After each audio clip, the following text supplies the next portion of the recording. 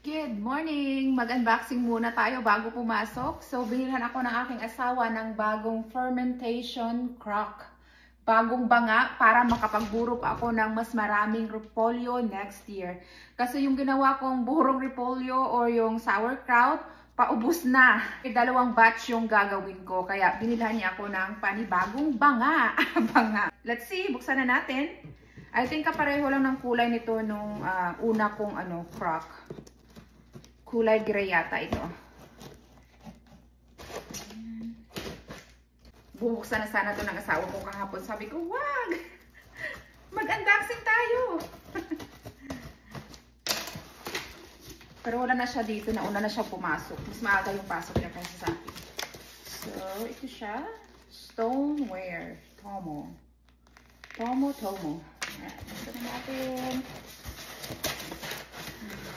Sana hindi basag. Malayo pa yung nilakbay nito. Oh, ano? Kapal ng kanyang phone. Oh.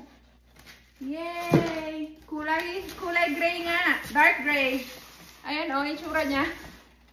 Ayan, kunin natin. Mabigat ito siya. So, ito yung kanyang takip. And then, may weights. Ito nakasama.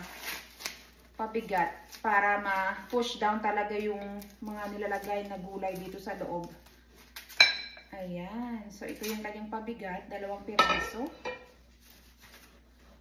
See? Dahan-dahan lang. Baka mabasag. Hindi pa nagamit. So, ito yung kanyang pabigat. Ayan.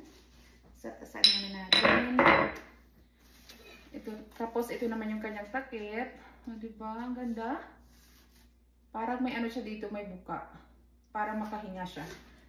And then, ito na yung kanyang banga. O, diba? Napaka-classy tingnan. Kulay gray. Ito siya. And then, ito yung kanyang, ewan ko, ang tawag dito, baton. Para pag parang dinurog-durog nyo or parang tawag doon, bruise. Pag binruise nyo yung repolyo, ito yung gagamitin nyo. Ginaganyan-ganyan. Anong tawag sa Tagalog ng bruise? Pag binubugbog nyo yung repolyo, ito yung ginagamit. Ganyan. So, ayan siya. And then, pinapasok ito sa loob, sa pinakataas. Pag nilagay nyo na lahat yung gulay.